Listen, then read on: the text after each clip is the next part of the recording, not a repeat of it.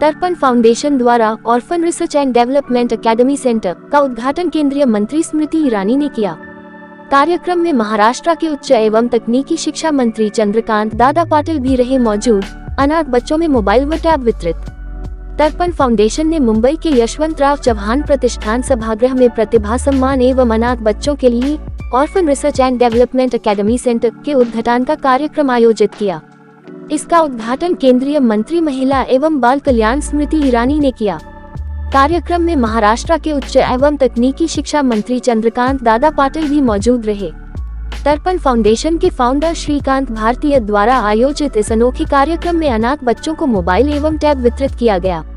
हालात की वजह से अगर कोई व्यक्ति अनाथ हो जाता है तो तर्पण फाउंडेशन जैसी देशभक्त संस्था का जन्म होता है। केंद्रीय बाल विकास मंत्री स्मृति ईरानी ने यहां उद्घाटन के बाद कहा कि तर्पण ऐसी ही सामाजिक भावना का आईना है। श्रेया और श्रीकांत भारतीय ने महाराष्ट्र भर में तर्पण के कार्य को स्थापित करने के लिए अपनी जिंदगी लगा दी। अब मैं तर्पण के सदस्य के रूप में काम करना चाहूंगी ताकि यह काम देश की राजधानी दिल्ली से शुरू हो सके। भारत सरकार के मंत्री के रूप में केंद्रीय बाल विकास मंत्रालय के साथ एक समझौता ज्ञापन पर हस्ताक्षर करूंगी। तर्पण फाउंडेशन एवं श्रेया और श्रीकांत भारतीय के संयुक्त प्रयास से देश भर में अनाथ बच्चों पर शोध और विकास का कार्य स्मृति ईरानी करेगी। स्मृति ईरानी ने ये भी कहा कि अनाथ बच्चों को देश के प्रथम नागरिक के रूप में मान्यता मिले। उच्च एवं तकनीकी शिक्षा मंत्री चंद्रकांत दादा पाटिल ने कहा कि यह संस्था समाज के लिए उच्च सोच के साथ बेहतर तरीके से काम कर रही है। प्रतिभा सन्मान हा जो ज्यांनी चांगलं यश प्राप्त केलंय त्यांचा सत्कार करण्याचा, त्यांना प्रोत्साहित करण्याचा कार्यक्रम या ठिकाणी होतोय। बरोबरीने अनाथ संशोधन व विकास अकादमी केंद्राचं उद्घाटन या ठिकाणी होत आहे। त्या कार्यक्रमाला कोणाही सामान्य माणसाला स्मृति जी मैं आपकी स्तुति कर रहा हूँ की कोणाही सामान्य माणसाला आश्चर्य वाटेल की नाती काय असतात। तर श्रीकांत भारतीयच्या कार्यक्रमाला जायचं आहे तर जायचं आहे छत्तीसगडमध्ये दंतेवाड्याला। आता छत्तीसगडहून दंतेवाड्याला जाताना व्हाया मुंबई कसं जाता येतं मला माहित नाही, परंतु त्या श्रीकांतच्या बेंबोटी व्हाया मुंबई चाललेल्या आहेत आणि 1 वाजता त्यांनी विमान उडवलं नाही तर तिथल्या एका मोठ्या कार्यक्रमामध्ये अडचण येणार आहे। त्यामुळे केवळ 10 मिनिटात त्यांना त्यांचं मनोगत मांडून इथून निघायचं आहे आणि 1 वाजता त्यांना त्यांचं विमान उडवायचं आहे। आश्चर्य म्हणजे आमच्यासारखे राज्याचे मंत्री 4-4 गाड्या मागे पुढे घेऊन फिरतात, त्यांच्या पुढे एकही गाडी नसल्यामुळे त्या ट्रॅफिकमध्ये अडकल्या। तर मी त्यांना या निमित्ताने विनंती करणार आहे की आवडो न आवडो एक गाडी पुढे लागते की ज्यामुळे ट्रॅफिक क्लिअर होतं। अशा ऑल द वे आलेल्या स्मृती दिदी व्यासपीठावर उपस्थित ही सगळी कल्पना तुम्ही मांडली। कल्पना मांडता येते पण ती रुजवता येत नाही, तर ती रुजवली असे आमचे परममित्र श्रीकांत भारतीयजी विधान परिषद सदस्य, त्यांच्या पत्नी शीतल भारतीय, व्यासपीठावर उपस्थित अशोक गुंदेजाजी आणि मोठ्या संख्येने उपस्थित बंधू आणि भगिनींनो, मला असं वाटतं की या कामाची नीट माहिती, नीट जाणीव आपल्या मनामध्ये निर्माण झाल्यामुळेच सकाळचा वेळ हा कार्यक्रमाला सोयीचा नसताना सुद्धा इतक्या मोठ्या संख्येने आपण उपस्थित आहात। हे एक मोठं पुण्याचं काम आहे की जे कोणी ना कोणी करण्याची आवश्यकता होती, त्याची सुरुवात श्रीकांतने केली, त्याला सरकारने पाठबळ उभं केलं आणि करता करता 1% नोकरी आणि शिक्षणामध्ये आरक्षणापर्यंत हे पोहोचलेलं आहे आणि याची खूप वाढ होईल। श्रीकांत भेटल्यानंतर पहिला मी प्रश्न विचारत असतो की तर्पणचं काय चाललंय, तर्पणला लागणाऱ्या पैशांचं काय चाललंय। तर मला खूप आनंद होतो की माझाही व्यक्तिगत जीवनातला अनुभव असा आहे की या समाजामध्ये चांगल्या कामाला पैशाची अडचणच नाही। लोक वाट पाहत असतात की आम्हाला तुम्हाला द्यायचंय आणि त्यामुळे हे काम अतिशय वाढावं, त्यासाठी शासन पाठीशी राहील, परंतु अशी कामं शासनावर अवलंबून ठेवायचीच नसतात। मग त्याला 4 नियम येतात, मग त्याला एक कमिटी येते, त्याचा एक रिपोर्ट येतो आणि त्यातून हे देता येत नाही नावाचा निष्कर्ष निघतो।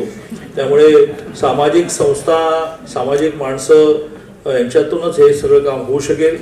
मी शुभेच्छा देतो आणि आता ह्याने दीदीना बोलवण्याचा वेळ नाही घालवता, मी दीदीला असं म्हणतो की आप आपका भाषण शुरू करिए। मुझे दीदी कह दिया ये बताना भूल गए कि इस मंच पर आज सबसे आयु में वरिष्ठ, अनुभव में वरिष्ठ दादा है। आज इस मंच पर राजनीति से संबंधित कोई भी संबोधन नहीं होगा। वो इसलिए क्योंकि ये मंच नीति का है, राजनीति का नहीं। ये मंच सेवा का है और ये मंच समाज के उत्कृष्ट सोच का है। मेरा पहला परिचय इसी ही सभागार के इर्द गिर्द आज से 20 साल पहले श्रीकांत भारतीय से हुआ।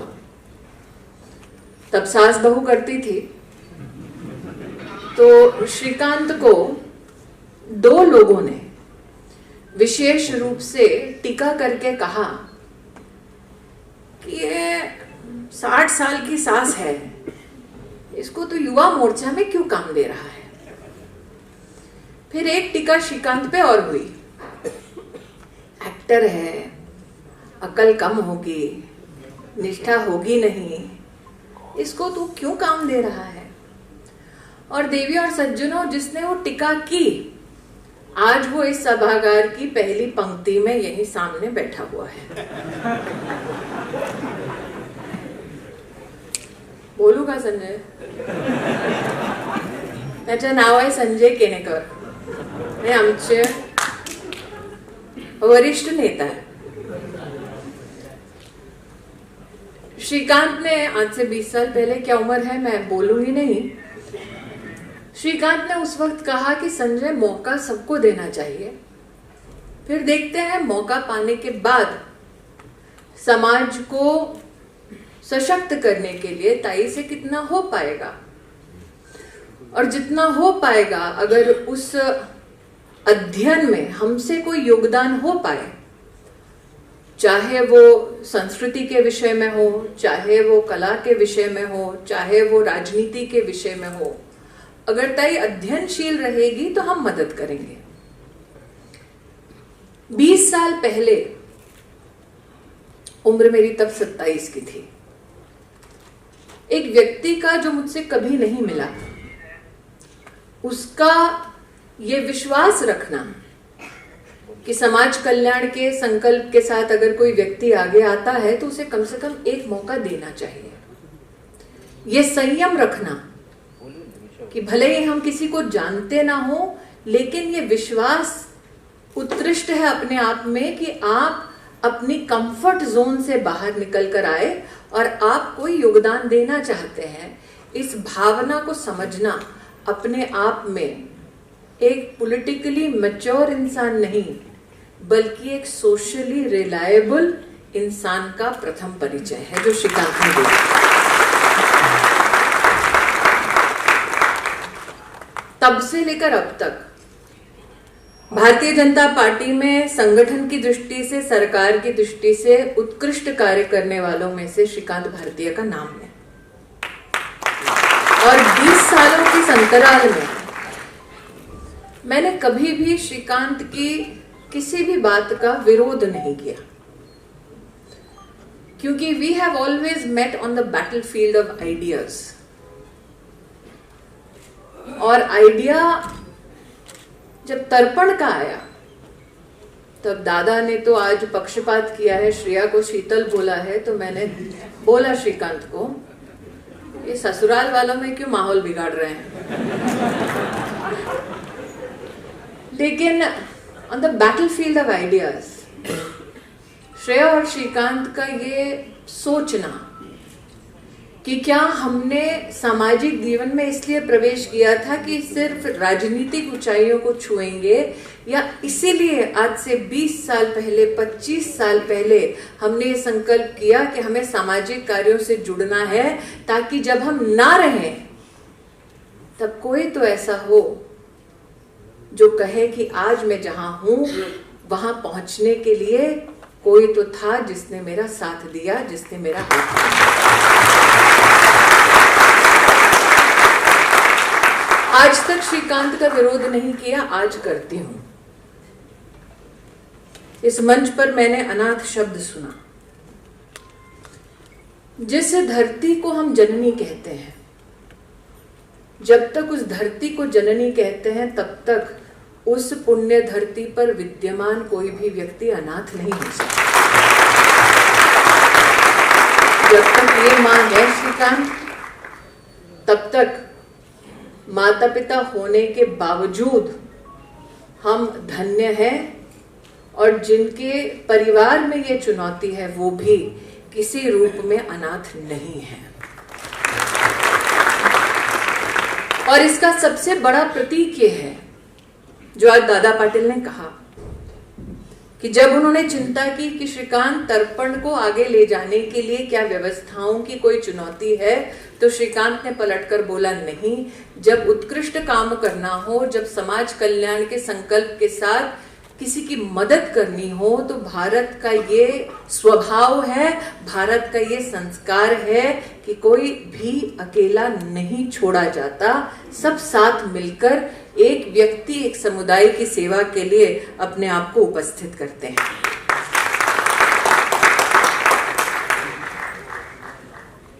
अब भारत कहा तो प्रेस वाले ताक में होंगे कि अगला क्या बोलेंगे। वो मुस्कुरा रहे हैं कैमरा के पीछे। तो अगर आपको कैमरा तानना है किसी पे, तो ना मुझ पे तानिए, ना श्रीकांत पे, ना दादा पे, वो जो कोने में अशोक जी बैठे हैं ना, उनको देखिए। सनातन धर्म का मंदिरों के साथ क्या परिचय है, क्या संस्कार है, क्या भावना है, आज इस मंच पर अगर किसी के पास ये जिम्मेदारी है तो वो अशोक जी के पास। तो मेरे लिए तो आज सौभाग्य की बात है कि भले ही मुझे यहाँ 10 मिनट के लिए दिल्ली से आना है और यहाँ से दंतेवाड़ा जाना है, लेकिन ये मंच किसी पुण्य मंच से कम नहीं है। इस पर धर्म है, इस पर आस्था है, इस पर मानवता है, और समाज का श्रेष्ठ परिचय इस मंच के माध्यम से हम सबके सामने प्रस्तुत होता है। मंत्री के नाते आज मैं तर्पण फाउंडेशन के संदर्भ में विशेष रूप से जो आप रिसर्च सेंटर का आज दादा के शुभ हस्तों के माध्यम से उद्घाटन कर पाए हैं, मैं घोषणा करना चाहती हूं कि भारत सरकार की महिला और बाल विकास मंत्रालय के अंतर्गत एक विशेष MOU आपकी रिसर्च सेंटर के साथ होगा, ताकि राष्ट्र भर में अनाथ नहीं, the first citizens of India, इनके संदर्भ में हम लोग रिसर्च कर पाए। अब चूंकि दादा जानते हैं कि हमारे संगठन का परिचय जब होता है तो हम कहते हैं कि संगठन नहीं, पार्टी नहीं, परिवार है। तो परिवार के 2 लोग यहाँ बैठे हैं, एक केनेकर नमस्कार करा सगळ्यांना।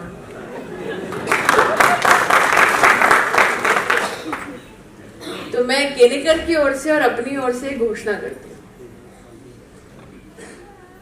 पार्टी के परिचय के अलावा मेरा श्रीकांत से और श्रेया से आग्रह है कि जिस स्फूर्ति के साथ सृजन की भूमिका में आपने तर्पण फाउंडेशन को महाराष्ट्र में प्राण दिए, उसी प्रकार से तर्पण फाउंडेशन का आप देश की राजधानी में दिल्ली चैप्टर की शुरुआत करें। मैं फाउंडेशन की कार्यकर्ता बनकर आपको सहयोग दूंगी। औरंगाबाद चैप्टर की, संभाजीनगर चैप्टर की पूरी जिम्मेदारी कहने का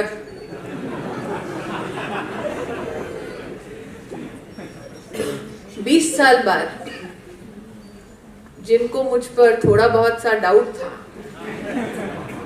वो प्रायश्चित तो इसी प्रकार से करेंगे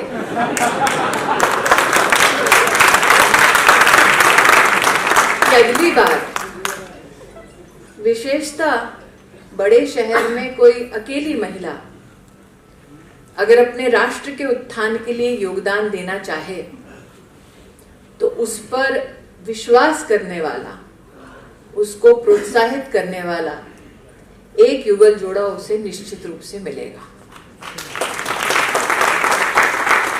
मुझे इस बात की खुशी है कि आज जिसको स्मार्टफोन मिला, डिवाइस मिला, लैपटॉप मिला, ना उस लड़की की आंखों में मायूसी थी, ना उस लड़के के चेहरे पे शिकन थी। इस मंच से ऐसे लोगों के बारे में भाषण देना बहुत आसान है, इनकी मदद करना थोड़ा सा मुश्किल, लेकिन इनका जीवन जीना अपने आप में एक चुनौती है। और उस चुनौती का आपने जिस प्रकार से सामना किया, जीवन की आपाधापी में, मैं आपसे कहना चाहती हूं कि जो कहते हैं ना भरे पूरे परिवार, वहां पर भी आज ये हालात हैं। ये बूढ़े माँ बाप की बात सुनने के लिए औलाद तो है, लेकिन औलाद के पास वक्त नहीं है। औलाद के पास माँ बाप तो हैं, लेकिन माँ बाप के पास बैठकर चर्चा करने की इच्छा नहीं है। तो श्रीकांत जी और श्रेया जी, आपने ये कार्यक्रम मात्र इनके लिए नहीं किया, बल्कि समाज के हर उस परिवार के लिए किया है जिनके घरों में शाम को घुसते वक्त माँ पिता से बात करने से पहले टीवी का मुंह देखा जाता है, जिनके घरों में टेबल पर बैठना हो या घर के किसी कोने में खाना खाना हो तो उठकर बुजुर्गों को नहीं देखा जाता है, बल्कि नीचे स्मार्टफोन पर नेटफ्लिक्स देखा जाता है।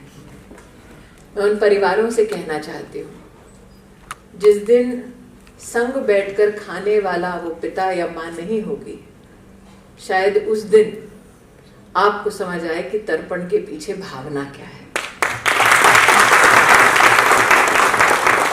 जिन नौजवानों ने आज यहाँ पर तर्पण फाउंडेशन के सौजन्य से मदद पाई, उनको उनके आगामी करियर के लिए बहुत बहुत शुभकामनाएं प्रेषित करती हूँ।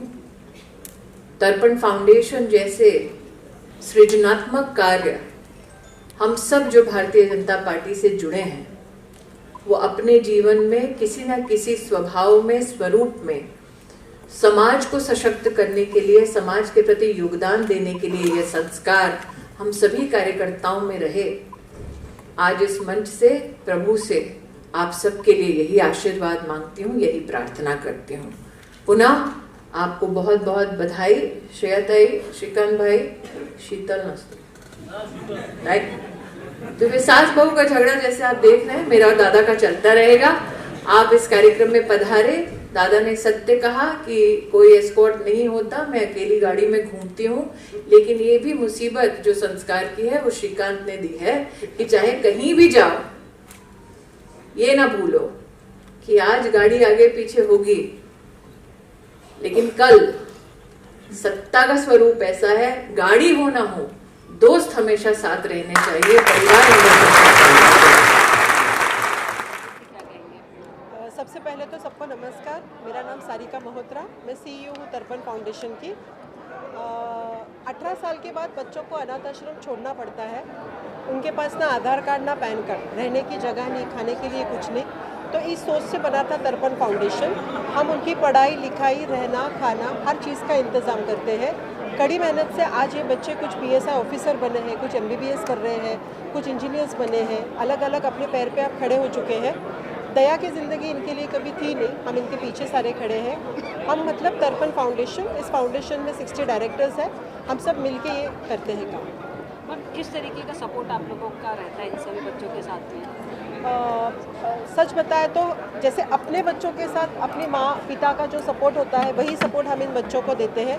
इमोशनल देते हैं, फिज़िकली कभी ये डिप्रेस्ड हो जाते हैं, इनसे बातचीत करते हैं, मेंटली देते हैं, फाइनेंशियली देते हैं।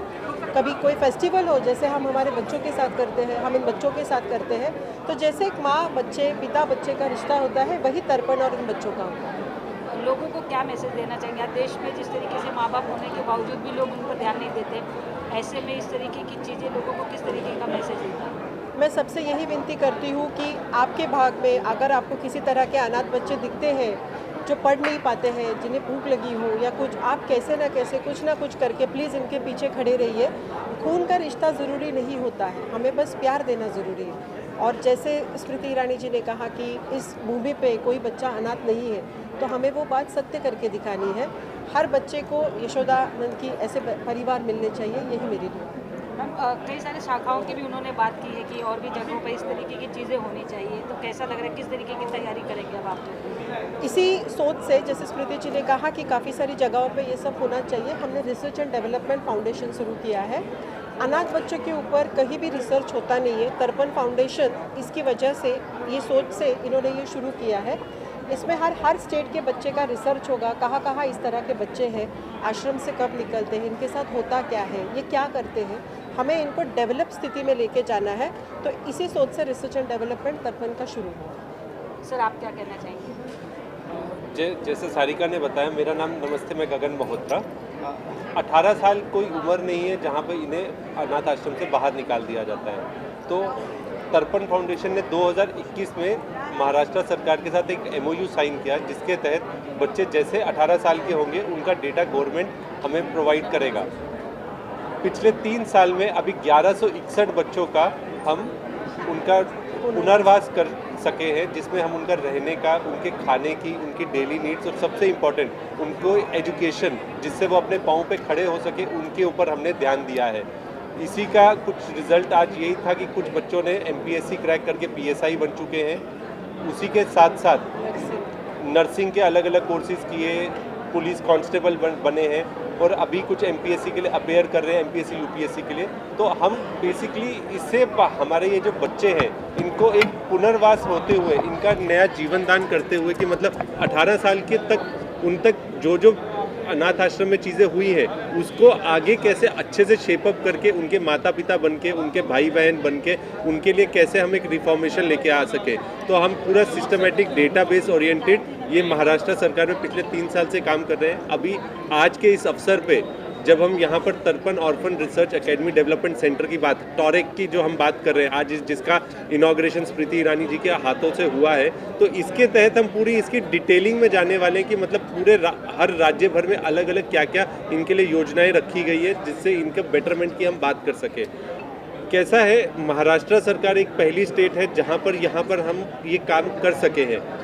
कहते हैं आकाश बहुत बड़ा है, तो हम कितने उसमें से हम वाटअप में उनकी मदद कर सके इन बच्चों की, हमारी वही हमेशा इच्छा रहेगी। स्मृति जी ने कहा भी कि अभी वो केंद्र सरकार के साथ तर्पण रिसर्च सेंटर का MOU भी करेगी, तो ये हमारे लिए सबसे बड़ी बात है। धन्यवाद। तर्पण फाउंडेशन ये 18 साल के ऊपर जब बच्चा बालगृह से बाहर निकलता है उसको आत्मनिर्भर बनाने के लिए काम करने वाली एक NGO ऑर्गेनाइजेशन है। हम गत 5 साल से इस क्षेत्र में काम कर रहे हैं। 5 साल के सफ़र में हमने 1166 बच्चों को अडॉप्ट किया है। आज का जो कार्यक्रम था उसका नाम था प्रतिभा सम्मान। हमारे कुछ बच्चे जिन्होंने कुछ मुकाम पाया है, हम सभी को मालूम है कि देवेंद्र जी जब फडणवीस जी हमारे माननीय मुख्यमंत्री थे, उस वक्त उन्होंने बालगृह से निकले हुए ऑर्फन बच्चों के लिए 1% रिजर्वेशन का डिसीजन किया था।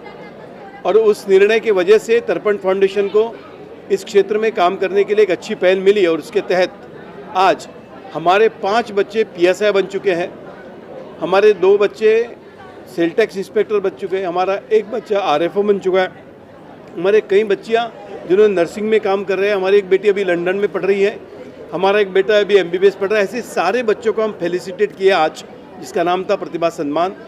और 5 साल के सफ़र में हमें समझ में आया कि समाज का ये जो सब्जेक्ट है ऑर्फन आफ्टर 18, जिसको आफ्टर केयर कहते हैं, इस विषय को लेकर कोई रिसर्च नहीं है, कोई PhD नहीं है। और इसलिए तर्पण फाउंडेशन ने आज तर्पण orphan research and development academy centre का इनॉग्रेशन किया है, और जिसके तहत ये देश का पहला सेंटर होगा कि जिसके अंदर ऑर्फन इस विषय को लेकर, एडॉप्शन हो, फोस्टर केयरिंग हो, ऑर्फन आफ्टर 18 हो, इस विषय को लेकर हम अभी सारे लोगों को मिलकर रिसर्च करने जा रहे हैं। माझं नाव आकाश सुरे, माझी निवड मुंबई पोलीसमध्ये झालेली.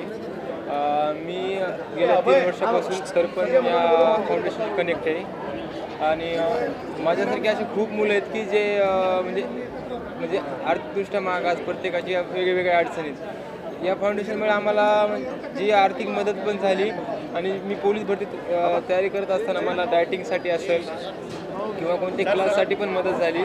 आणि आज मला जे सत्कार झाला इथे एवढं आनंद झाला की म्हणजे शब्दाच्या पुढे सांगू शकत नाही.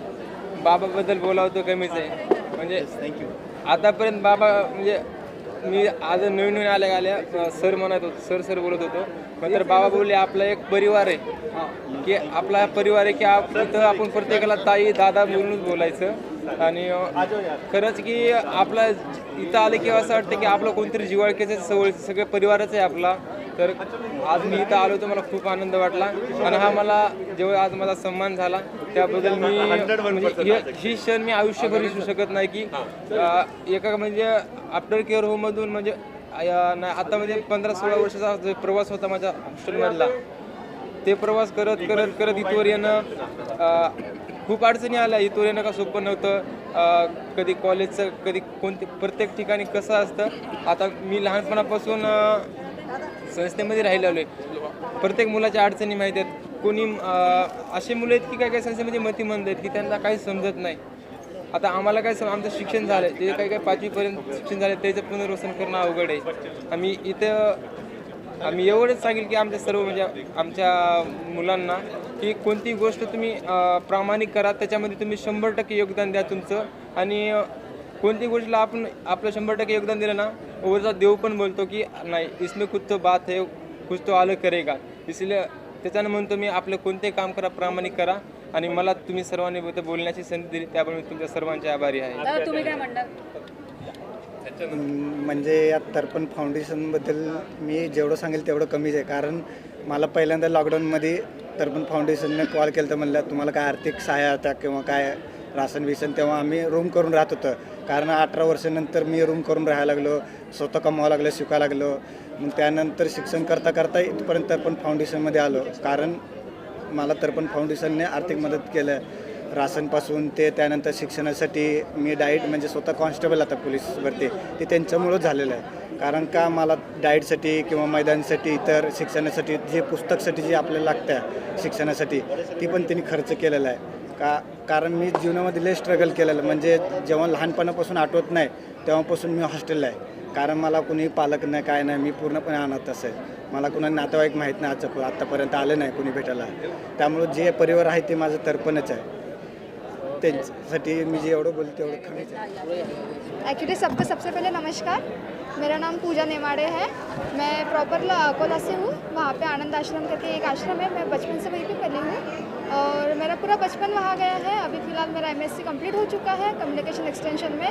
अभी मेरा फिर से MSc चालू है न्यूट्रिशन एंड डायटेटिक्स में. उसके बाद मेरा एजुकेशन का पूरा खर्चा तर्पण फाउंडेशन का था. एक्चुअली मैं उनका बहुत तहे दिल से उनको शुक्रिया अदा करना चाहती हूँ कि उनके वजह से आज मैं अपने लाइफ में बहुत आगे बढ़ रही हूँ. इसलिए थैंक यू सो मच तर्पण फाउंडेशन. आप क्या बोलना चाहिए? नमस्कार, मैं अजय सूर्यवंशी. मैं अनाथ आश्रम से बाहर आया फिल्म प्रोड्यूसर हूँ मैं और तर्पण से जुड़ा हूँ मैं. और श्रीकांत भारती जो बाबा हैं हमारे, उन्होंने हम बच्चों के लिए 1% आरक्षण और बहुत से काम वो करते हैं और उनके साथ ही मैं जुड़ा हूँ और उनके साथ ही आगे फ्यूचर में काम करता रहूँगा. Thank you.